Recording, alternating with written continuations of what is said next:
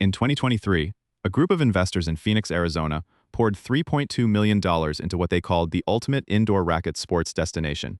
8 pickleball courts, 4 paddle courts, a lounge, a pro shop, the works. 14 months later, the doors were padlocked. They never even hit 40% court utilization. Most people look at pickleball right now and think the math writes itself. 24 million Americans are playing pickleball in 2025.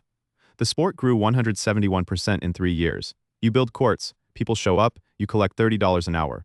You're rich, except approximately 50% of new indoor pickleball ventures close within their first 3 years. Today, we run the cold hard numbers, startup capital, the hidden operating taxes, the real profit margins, and figure out if owning an indoor pickleball and paddle club is actually the gold mine everyone thinks it is. Or an expensive hobby for people who love racket sports a little too much. Let's set the scene, because the market data genuinely is extraordinary. Pickleball is the fastest growing sport in American history. 24.3 million players in 2025. A $3.1 billion global market projected to hit $9 billion by 2034. There are over 82,000 pickleball courts in the United States right now, and demand is still outpacing supply in most markets. Then there's padel. The sport Europeans have been obsessed with for a decade is finally exploding in the US. 35 million players worldwide. In 2024 alone, over 3,200 new padel clubs opened globally, a 26% year-on-year jump. Over 90% of first-time padel players say they would play again. So when someone pitches you on a dual indoor pickleball and paddle club, combining both of the hottest racket sports on the planet under one roof, it sounds bulletproof until you see what it costs to actually build one. Let's build a real-world scenario. A mid-sized club, a converted warehouse or large retail space, because building ground up is for people who want to spend double. You're targeting 8 pickleball courts plus 4 paddle courts. That's a realistic, commercially viable club.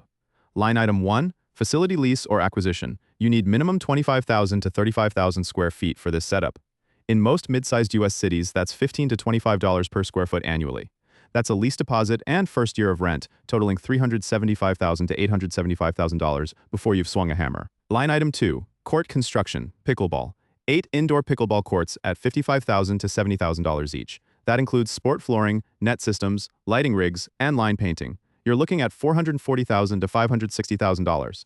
Line item 3, court construction paddle. Paddle courts are a completely different animal. Glass walls, artificial turf, steel structural framing, specialized ball lighting. Each paddle court runs $45,000 to $70,000. 4 courts, that's $180,000 to $280,000.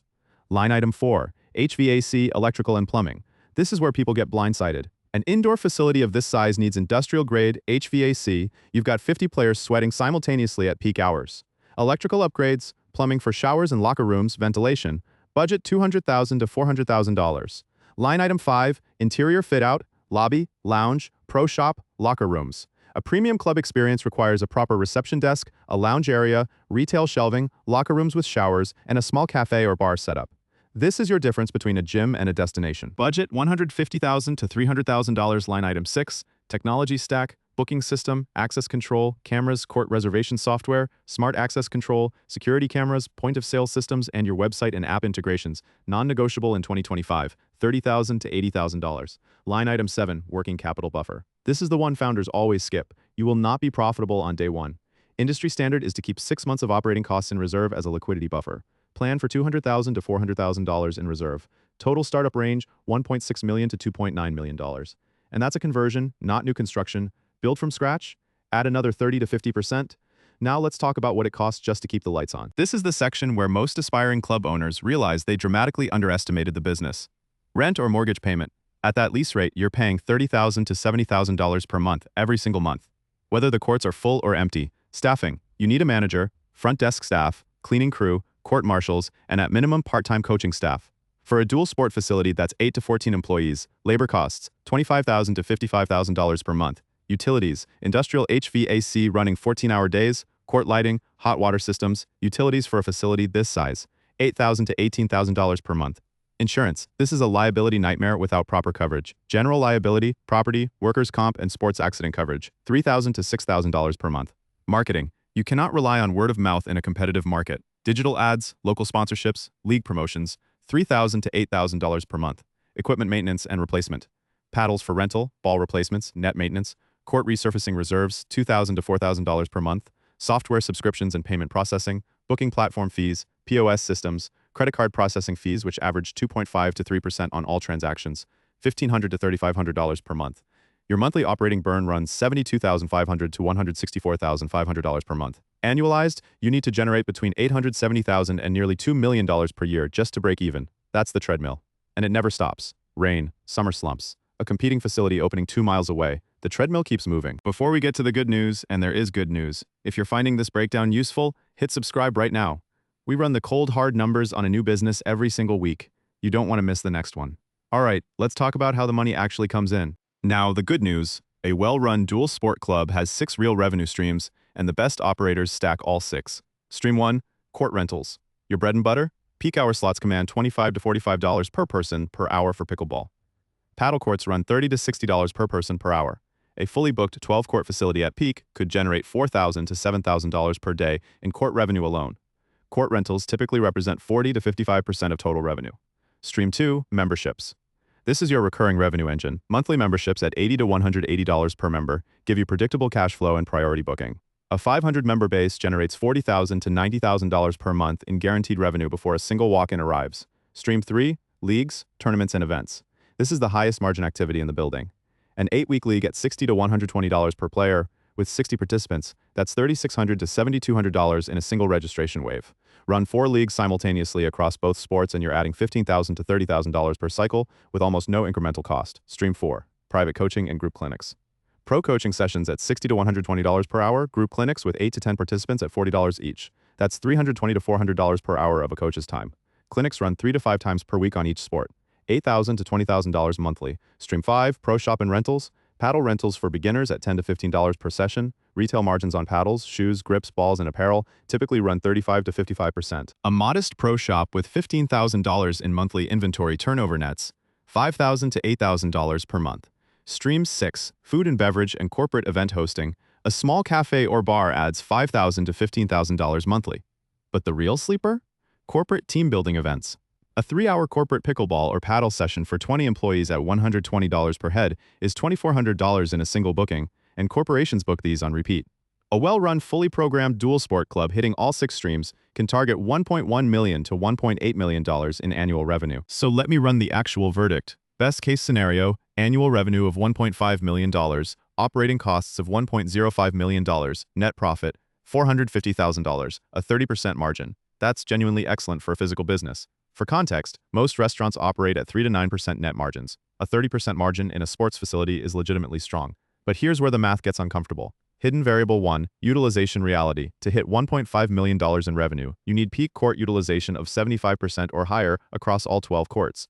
Industry data shows most facilities spend their first 12 to 18 months below 50% utilization as they build their member base. At 50% utilization, your annual revenue drops to roughly $750,000 and you're losing money every single month. Hidden variable 2, the summer slump. Indoor clubs get decimated every summer. When outdoor courts are free and the weather is perfect, your indoor bookings can drop 30 to 45% for 3 to 4 months straight. Your operating costs don't drop, your rent doesn't drop, your staff still needs to be paid. That 30% margin you modeled in January turns into a minus 12% loss margin in July. Hidden variable 3, the 15 to 35% no-show rate. Clubs that don't enforce prepayment or cancellation policies routinely see 15 to 35% of bookings go unfilled, ghost reservations that block out courts while generating zero revenue. At a 25% no-show rate on a $1.5 million revenue model, you just lost $375,000 annually in phantom bookings. This single variable alone can be the difference between a profitable club and bankruptcy. So why do half of these clubs fail? It comes down to 4 compounding mistakes. Mistake 1, they build too big too fast. A facility with 12 or more courts and 35,000 square feet is only viable above $1.2 million in annual revenue. Most new clubs take 18 to 24 months to reach that threshold. The ones that don't survive that runway, they run out of working capital first. Mistake 2, they sell court time, not community. The clubs that survive long-term aren't selling hours on a court. They're selling belonging, leagues, rivalries, social connections. Clubs that fail treat their facility like a parking lot. You pay, you play, you leave. Clubs that thrive become the social hub of their city's racquet sports scene. Mistake 3, they underestimate the paddle learning curve. Paddle requires proper instruction infrastructure. If you open paddle courts without dedicated beginner clinics and intro programs, those courts sit empty. Paddle players don't just show up, you have to create them. Mistake 4, they ignore the seasonality math. Operating a sports club is not a flat revenue business. It peaks in winter, crashes in summer. Business plans that assume consistent monthly revenue throughout the year are built on false assumptions, and they run out of cash buffer in quarter 3 or quarter 4 of their first year. So what separates the 50% that survive from the 50% that don't? Winners start smaller and phase their growth. The most financially sound approach is opening with 6 courts total, 4 pickleball, 2 paddle, in a 15,000 to 18,000 square foot space. Startup costs drop to $600,000 to $1.1 million. Break-even drops to $450,000 annually.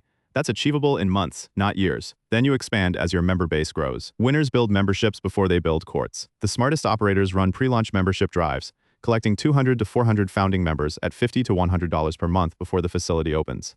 That's $10,000 to $40,000 per month in guaranteed recurring revenue waiting for you on opening day. Winners treat programming as their core product. The club's generating $200,000 or more in annual profit from their first year. They run leagues 52 weeks a year. They host tournaments, they offer certified coaching. They fill every off-peak hour with structured programming that converts casual players into members.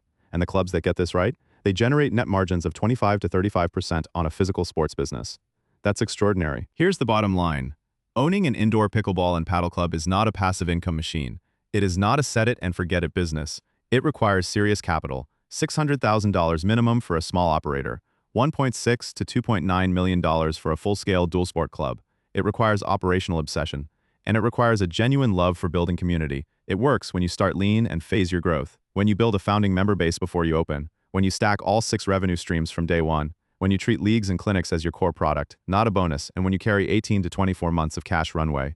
It fails when you overbuild and underestimate utilization ramp-up time, when you rely on court rentals as your only revenue, when you ignore seasonality in your financial model, and when you skip the working capital buffer entirely. Get it right, and you have a 25 to 35% margin business in a market that is still in its growth phase. A well-run dual-sport club can realistically generate $250,000 to $450,000 in annual profit once fully operational, in a business you'd actually enjoy running. If you made it to the end of this video, you now know more about the economics of owning a racket sports club than 90% of the people who will actually try to open one this year. So here's what I want you to do right now. Drop a comment, Team Pickleball or Team Paddle. I read every single one. And if this breakdown saved you from a $2 million mistake or gave you the actual roadmap to make it work, smash that like button. It takes 1 second and it genuinely helps this channel reach more people running the real numbers on real businesses. And if you haven't subscribed yet, what are you doing? Hit subscribe and turn on the bell. Every week we break down a new business that people dream about owning. The numbers are always surprising. They're always honest.